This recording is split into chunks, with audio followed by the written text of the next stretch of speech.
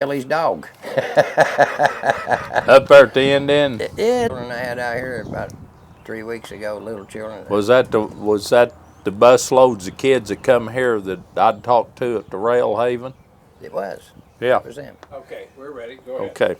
All right. Today is April the 13th, and it's about 2 o'clock in the afternoon, and we're here at Gay Parita, going to talk to Gary Turner. That's GaryTurner. You want to spell the name of the place? It's Gay. Gay, GAYPAI. No. Parita. Got it. Thank you. We're here at Gary's Sinclair gas station that he's rebuilt to look like the one that burnt here in 1955, and his store next to it.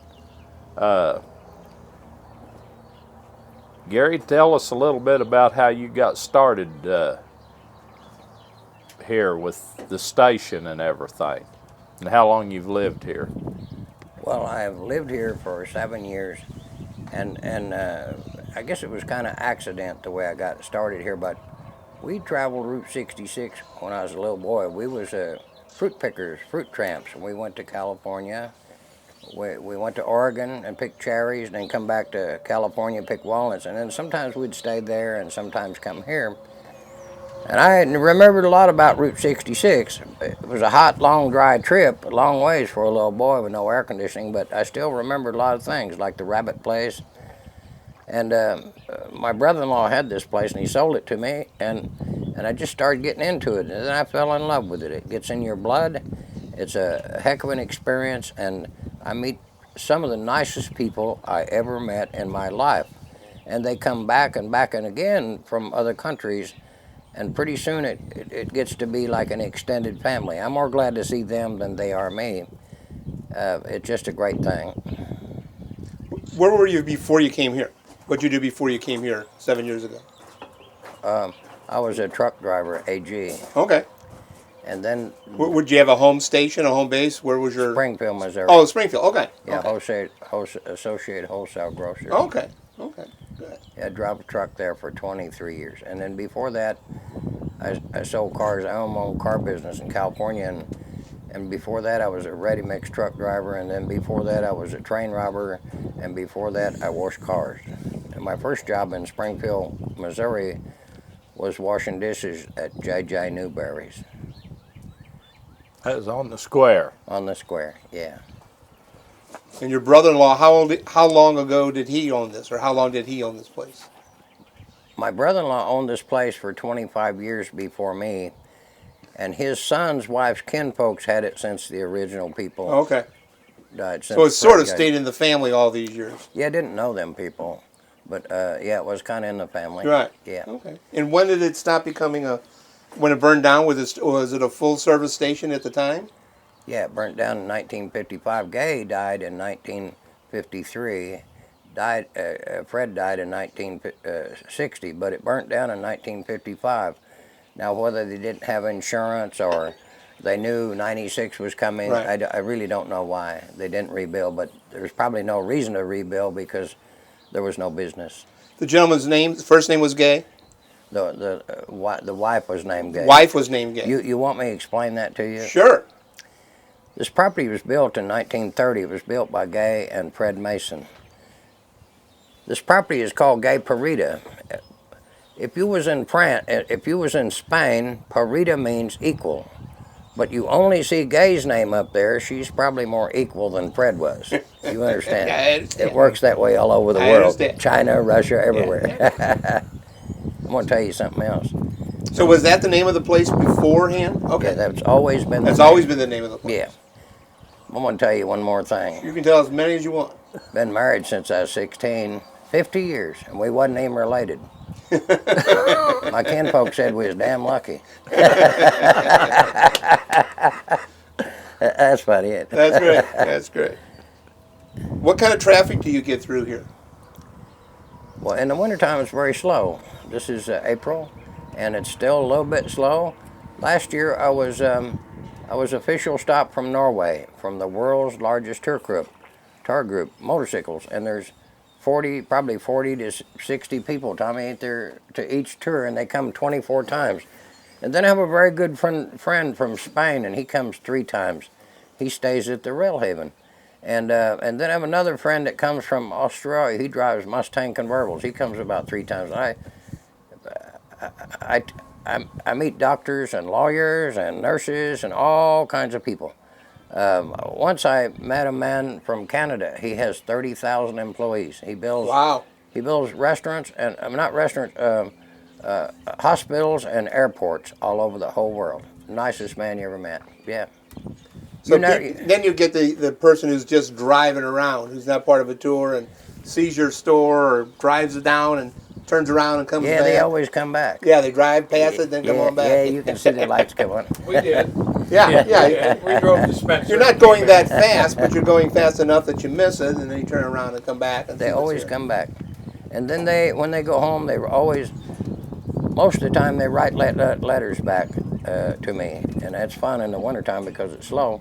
And then my son has a website about this place. Good. And then people ask me, can I do a email?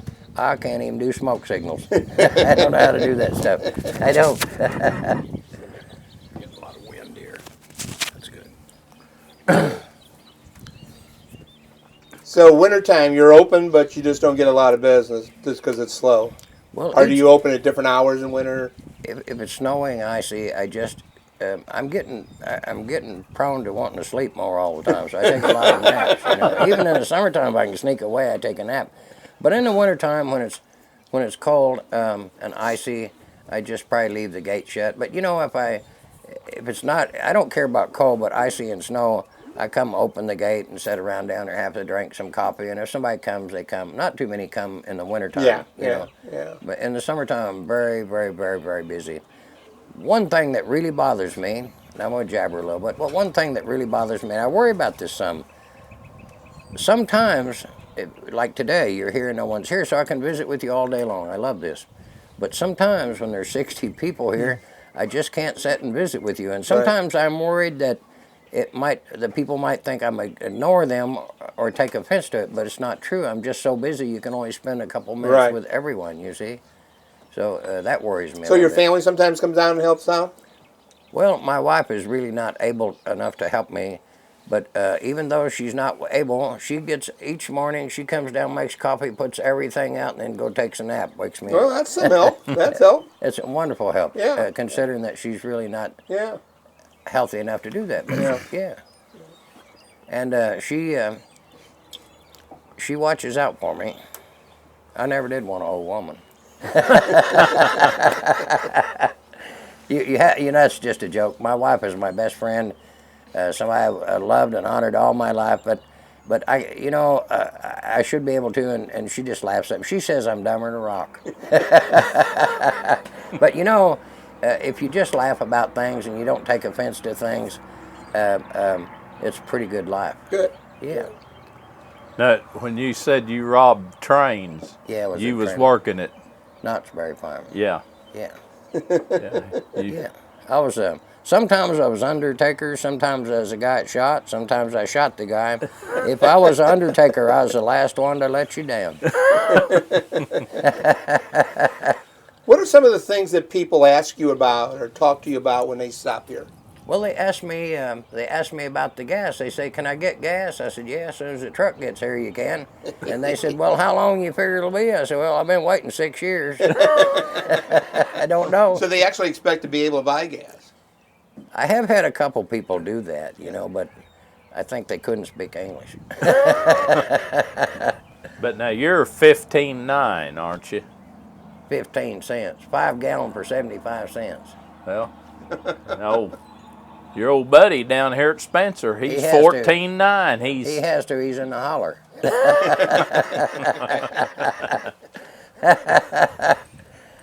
He's cut your price a little I don't bit. care about that. We got Sinclair, best in the West. And this was originally a Sinclair station? 1930, Sinclair gas station. Yeah, Dino the dinosaur. yeah, That was when Dino was still alive. yeah. The gas pumps are 1924. They're Fry Guarantee Visibles, and they're called May West gas pumps. Right. You see? You know, I heard they don't call those life jackets May Wests anymore.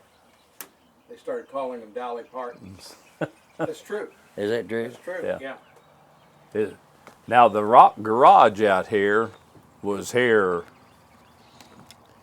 What happened here is this. Can I explain a little bit to you? Sure. When Fred and Gay Mason, they got married in about 1908 or something like that. And they lived in Paris Springs. And they probably didn't have a lot of money. Well, what was the name of the people who had the mill down here? Likings Mill. Okay, I got it. The Likings folks had 2 mills on this creek. And what they did was they wanted to get out of this country. They couldn't buy enough land for their family, you know, their boys and stuff. So they decided to leave. And I think they went to Montana, I think. And Fred and Gay Mason went with them. And Fred and Gay Mason, and I had pictures of them, they homesteaded about 600 acres of land up there.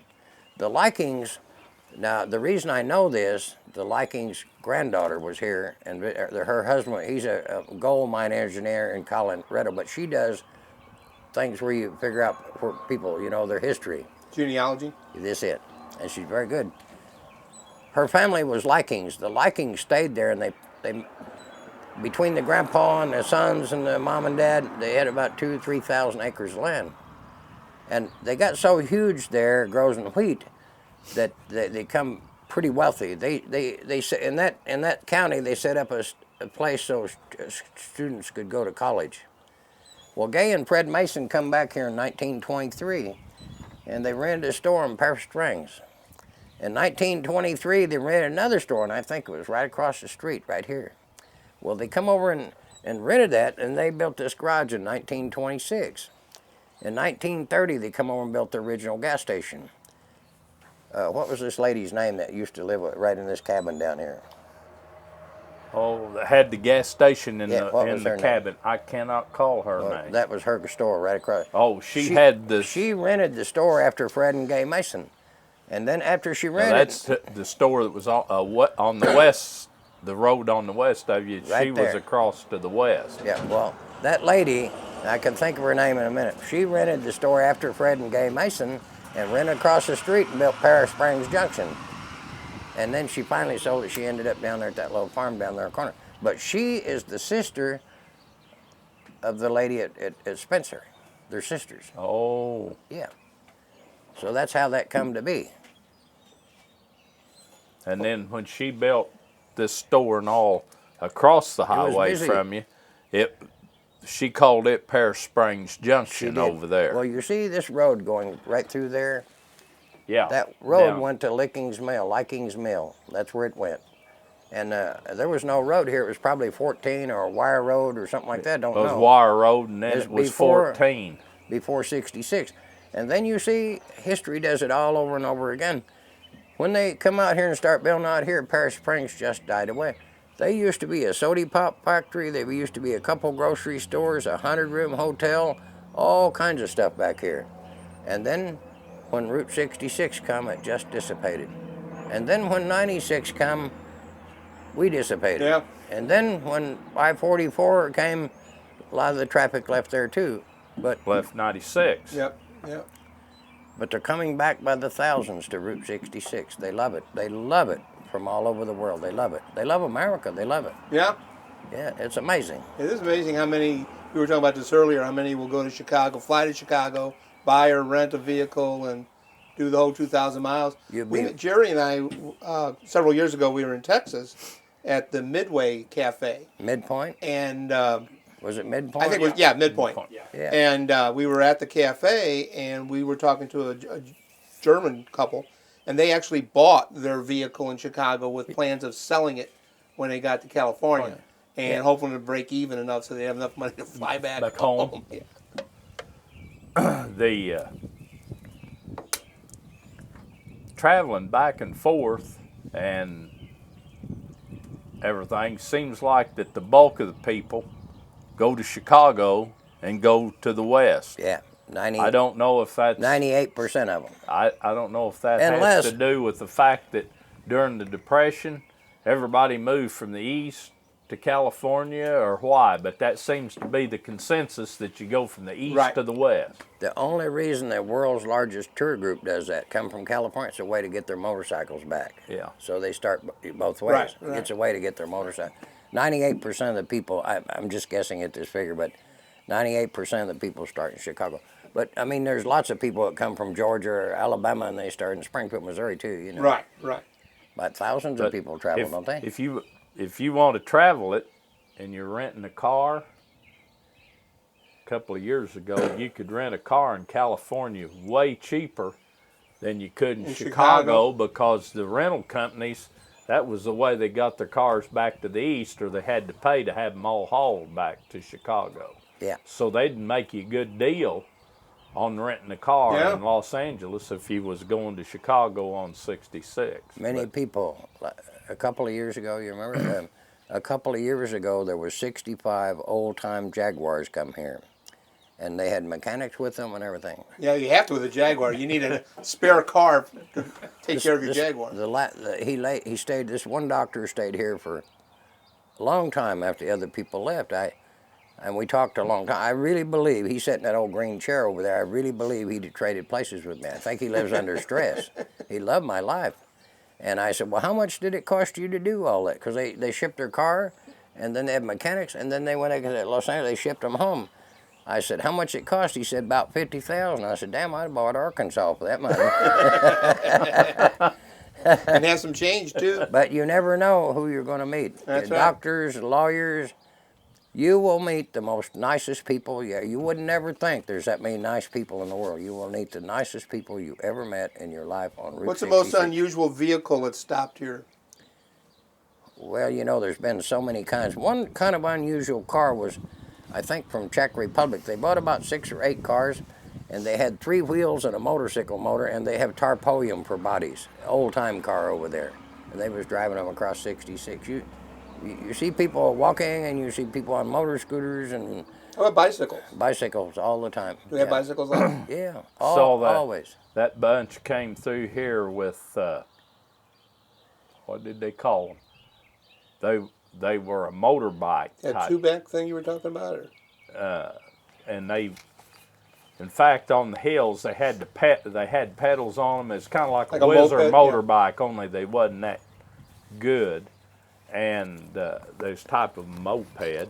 And they said, well, going up hills, well, even with the motor, they had to pedal to get them up some of the hills. So, but they were dressed kind of funny. They was wearing big old long leather coats and leather helmets and goggles and such as that. And I thought, they're not going fast enough for a bug to hit them and hurt them. I don't know why they're dressed like that. But, I mean, they had enough extra weight on them. Right, right. If they just, not wore all those clothes, they could probably gone a little faster. I have a friend from Switzerland. He have a story about him, and he rode a moped all the way across. He had a pretty girlfriend. She was following him, and they followed it all the way across. And it's the same moped they would deliver mail on in Switzerland. Wow. All the way across. He drove it all the way across. Neat guy. He's a rider. You never know who's coming here. Yeah. There might be 10 Corvettes pulled right now. You don't know. It's pretty amazing. This is just a slow time of year. It's a beautiful day. It's gorgeous. I'm surprised. In the middle of the week. I'm just surprised there ain't nobody moving around right now. But they will start very shortly. Yeah. Just be so busy you won't believe it. Unbelievable. Where'd you get all the memorabilia? Well, sometimes folks give me stuff, and then sometimes I just buy it. I have to cry about everything. I've cried a lot of tears. I have. But sometimes folks just bring stuff here. I don't lock the gate, but I shut the gate, and then sometimes in the morning it'll just be sitting there. So I don't know who left it. And then a couple months later they'll come back and say, did you get that? I say, yeah, so I know it is, but you can't buy it. If it was given to me, you would never be able to buy it. It's not for sale. I think they just like to have it here just so people can see it, you know. Yeah, an individual person having one of these signs or something in their garage or in their basement, nobody sees it, and I think they're proud of it and would like, you know, they don't want to sell it, they don't want to any money for it, but they want other people to enjoy what they got. Well, if they gave it to me, it's not for sale. You couldn't buy it for $1 million. Now, It ain't for sale. the last, couple of years, the biggest part of the tourists have been foreign tourists, haven't they? Yeah.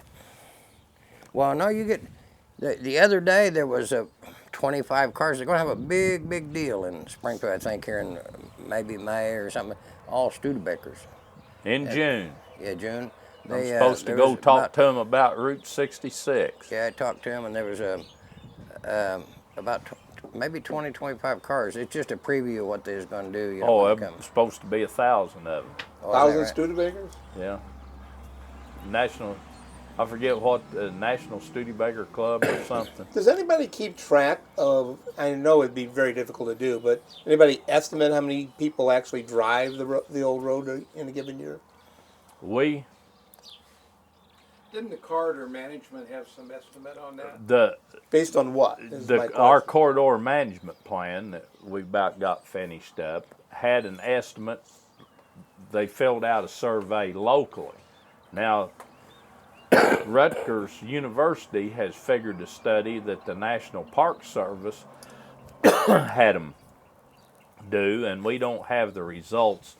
It's supposed to be done, or about done, of the economic impact and How would they measure that? well, they say they had a way they could do it and they could punch it into a computer. Now, personally, if I was going to do it, I'd get a lawn chair and an umbrella and I'd go up there and sit on the side of the road, you know, but they claimed they could do that. And at the meeting Friday at the Route 66 State Park there at Eureka, a guy from the St. Louis Post-Dispatch wanted to know how relevant that Right. bridge was Right. to the park, and I told him, I said, well, that was what made that park user-friendly. Without the bridge, it isn't going to be. And in 2006, when they started this survey, Rutgers did, that state park at Eureka was the most visited attraction on 66, and it had around 220,000 visitors. Wow. Yeah, And- they may just put one of those strips across the road at different places and do estimates. You know, that's a good idea. I was thinking as Tommy was talking, you could put my driveway and you just have a counter. Yeah, you different just do driveways. those strips that they do in the city. Yeah. But a lot of the people stop here, pull up out there on the Turn around and road, go and back. don't turn Well, in. I thought about that too. What you do is each person that comes, please push the buzzer. Each person. That's how you do that. If they could read English, that'd Well, work. that's true. I'll tell them push the damn button. It would be interesting to see too what the $4 a gallon is going to do this summer too. You know, I think with the Americans, it's really hurting the economy. It's killing Americans. But you know, I don't. You know, I think the euro is $1.45 to our dollar. I think I asked somebody that yesterday or day before. I didn't know exactly where it was. But if the euro is $1.45 to our dollar, it's going to bring lots of people, lots and lots. Yeah. It ain't going to hurt business one bit from Europe. Last year, I think it was $1.30. I think somebody $1.35 million. The year before that, it was $1.65 to our dollar. It just brought lots of Right. folks. Yeah. I think probably that deal, don't you think, in Greenland hurt us a little bit last April? Maybe I don't really know. They couldn't fly or something for a little Right. bit. Maybe, I don't know. I guess anything could hurt us, but you know, we're working. Tommy's done a lot of things for this in Glenda, Route 66 Association, and we started from the ground up, and we're just starting to grow. And it's getting bigger as it goes, a lot bigger. Yeah, it is. More famous. It's very, very famous. I had a guy here yesterday from Norway. I never seen him before, and he said he heard about me in Norway, so he wanted to see me. You know, so it's very popular in other countries. Very, very popular. So I think it's going to grow and grow and grow. I hope it stays with mom and pop's places, and I think it's going to really do well. And what I'm hoping, you know, it's only 5-month business. I just make enough here, and I don't make any money. It's a hobby for me, but maybe it will. You know, I keep hoping. And I'm hoping it'll turn into a 6 or 7 month business, where young people can come and maybe make a living. You ain't gonna get rich. You have to be an entrepreneur. Right, right. You have to do something better than somebody else is doing, or you have to come up with something new. And you have to have a personality for it, don't you, Tommy? I'd say so. You have to. Well, you know. as we were talking, if you're not friendly to the traveler and the people, it isn't long till They start down telling the their road friends. somebody's going to say so and so's grumpy, or you're just going like to the get TP reports. places. Yeah, you're going to get reports that Yep. there's places that people aren't treated well, and it isn't going to be long till you're not going to be able to be hateful and mean to them, because there's not going to be stopping there to talk to them. And I hope that never happens to me. The last time we had a big gas thing, they did some studies and found out that people in Missouri visited more Missouri places during the gas time. They didn't go to California, they didn't go to Colorado, but they took day trips and weekend trips. And I think that would help a thing like Route 66. I mean, you live in St. Louis and you got a week's vacation and you don't have a whole lot of money and gas is expensive, so you take 3 days and go to Rolla, go to Springfield, go to Joplin, and do the road, go back home in 3-4 days. well, It's a pretty inexpensive trip, and you see a lot of stuff. like for a weekend, like I've told Gary. I mean, I've driven the road, but the neatest drive to me, or what I like the best, is from Springfield west into Kansas, Right, on into Oklahoma, because like through this stretch, now if you know where to look through here, up the road a little bit and look over, you can see the interstate. But right here, this is devoid That's of right. the That's right. interstate. It's like it was back in 1940. Yeah. You're driving through here, maybe there's new houses intermingled amongst the old ones, but you're seeing how it was back then. Now there's areas in this state and other states that Route 66 is the frontage road to the interstate, and you're over here driving your 55, and they're out there going 75, and you lose the feel of how it was. And I think Springfield to Tulsa, maybe even Oklahoma City, you cross the interstate, but most of that is devoid of the interstate. Yeah, you're right. That's one of the neatest drives. Can I tell you really how it happens? And I always tell this to folks. They say, well, we just got a certain amount of time. I say, do what you did here today and meet all the nice people you can. And when you run out of time, just get on the freeway and leave. And if you do what I tell you, and you meet these nice folks, when you get to Santa Monica Pier, you'll be sorry it's over, and you'll be planning your next trip. Yeah. I promise you. I think you're right. And that's how it works. Yeah, I think you're right. And they can't wait to come back and see the people they made friends with. Yeah. I promise you, it's like an extended family. That works that way. And for some people, and I'm not saying younger people, for some people, you have to reteach them how to travel. You have to understand that there's not going to be a gas station or a bathroom or a soda machine whenever you want it. You're going to have to wait a while. You're going to have to drive for a while. You're going to have to just relax, listen to the birds, pull over, take a picture, walk around. And that's a different kind of traveling that some people have to actually be taught how to do that, because they're used to going from here to here to see something, then from here to here to see something, and then back home. And that's not what Route 66 is all about. What you have to do, you have to get, like I said, you have to get rid of your interstate mentality. That you, on the interstate, you're captured from point A to point B. You don't have to look to see if the road turned or what's happening. You just drive down that stretch of the interstate and you're there. And it's like the woman yesterday evening.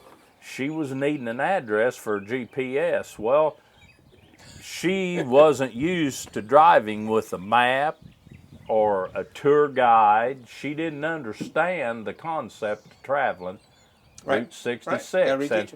And what happened in Joplin, they were wanting to drive Route 66, and they put Joplin to Springfield, and they brought them on the interstate. So they missed the trips, what it amounts to.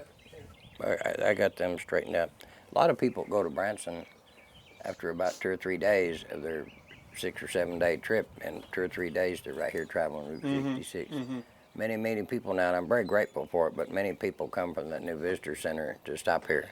They ain't planning on getting on 66, but they do, and they stop here and visit. Yeah, that's Many nice. people. It's a different way of doing it, and you have to be in that relaxed mode. And I think that's why you find people who have a month vacation from Europe, or The people who are retired or semi-retired, who can give a chunk of time to something. The like people that won't get out of their car and they just take a picture and they say, we're running out of time, they might as well have stayed home. Yeah.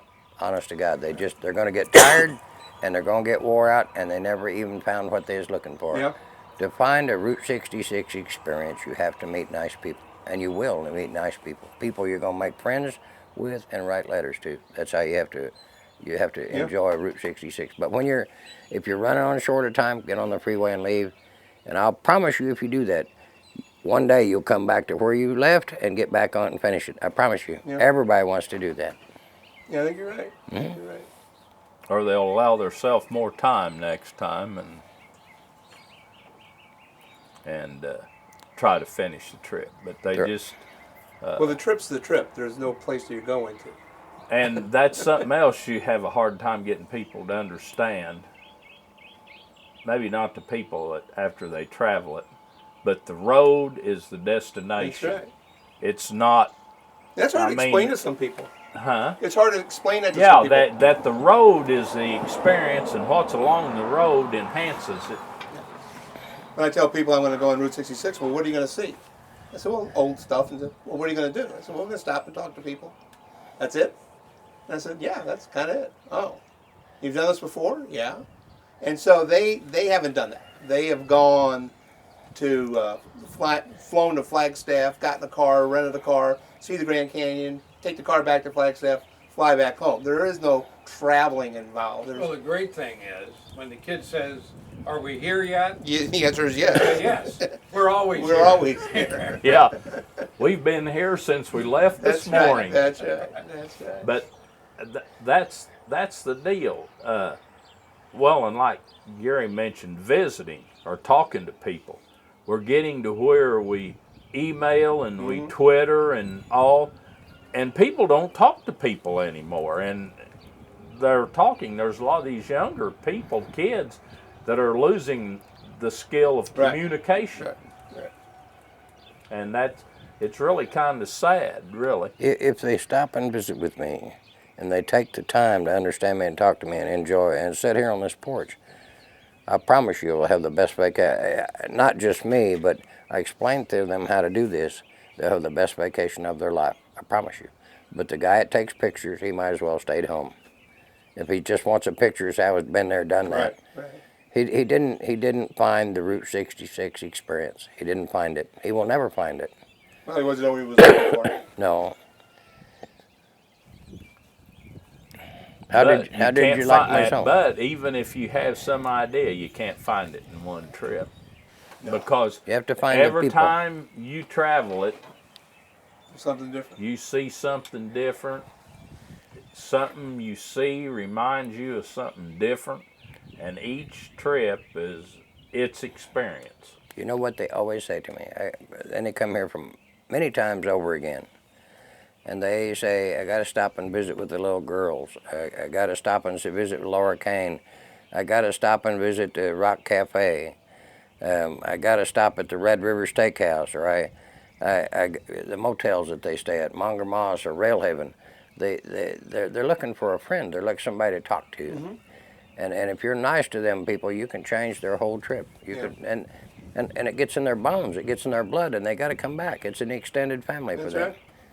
You know, I live in the St. Louis area on Watson Road, Route 66, and there's still the Chippewa Motel. There's about 3 or 4 not in real good shape motels within 2 blocks of my house, and I've been living there over 60 years. And the road was closed. The road behind it was closed, and so I had to cut through one of the side streets that I hadn't been down, or at least don't remember being down. And as I'm going down the side street, the back of one of these motels had newly painted cottages that were part of the motel.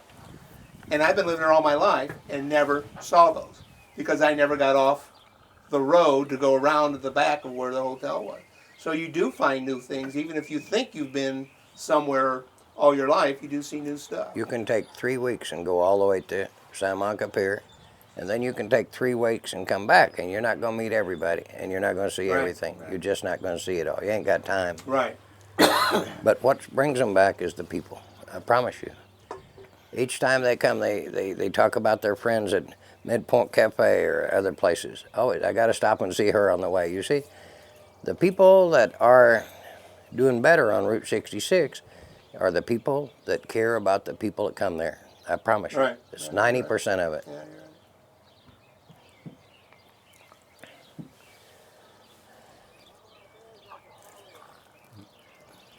This beautiful day. Best day we had for the year, ain't it? Yeah, so far. What'd you think about my songs? Your songs, you wrote all those, right? Yeah. What'd you write, a dozen of them, 10 of them? Well, we got 10 coming out in a brand new album. 10 of them. And where are you in the process of putting that album together? They're putting a little bit more music. He thought it would be done Sunday, be done Wednesday. Okay. And then it's got to go to print. Oh, okay. You guys self-publishing it, or do you have a publisher? Or? We're our own. Oh, okay. I'm boss. You're the boss. It didn't work that way for a little spell, but it's all cleared up and it's done, and I am Now boss. everybody understands you're the boss. Yeah. Good. I'm ignorant, uneducated, but I am boss. But listen, my life is, I've been in the car business. I know about advertising, know things. But, you know, my life is about negotiation. Everything is negotiable, as long as I ain't stupid. And I'm usually the one that says stupid things. But it's about negotiation. It's treating people with dignity and respect and paying a fair, decent wage. And then if you do that, you can build an empire. Sure. But you've got to start with one load of gravel. Yep. That's how it works. Yep. Did you see my new building, Tommy? Yeah, I saw that. What that is for is, what it's for is, well, I get motorcycle tours coming this way. One day it's going to be fixed so it can be boxed in, and I didn't put it there because it didn't look old, but one of these days I'm going to have me a big store right here, big one, great big one. Sounds dumb out here in the country, don't it? Not necessarily. But anyway, what it's for is, when people are traveling this way on motorcycles, they're very hot, they're very tired, and they're very burned up. And so I serve them ice cold watermelons. Just cut it right in the back of my pickup. It's so cold it just burn your teeth off. And they talk about it all the way to California or Chicago. That's what it's for. They're going to have a little watermelon. You gonna concrete the floor, or you just gonna... Yeah, eventually. I just run out of money. I mean, just one rock at a time, But it's for like leave it gravel so they could spit them seeds on the ground. Well, I try to get seedless. You can grow more watermelons that way. Yeah, next year you have your own crop. That's right. But it'll be more gravel eventually and then concrete floor. And then maybe someday, if I live long enough, a long time ago when I was very young, I used to go in and have a beer and play pool with my friends. And they had the best sandwich. It was rye bread, and I don't know, it wasn't Polish sausage. It's something like they slice it, they boil it, put it in there, ate it. It was the best sandwich I ever ate in my whole life. So I might have hot dogs and them kind of sandwich someday. Who knows, My wife said, why you do that? I said, well, tomorrow I think I'm just going to get me a helicopter.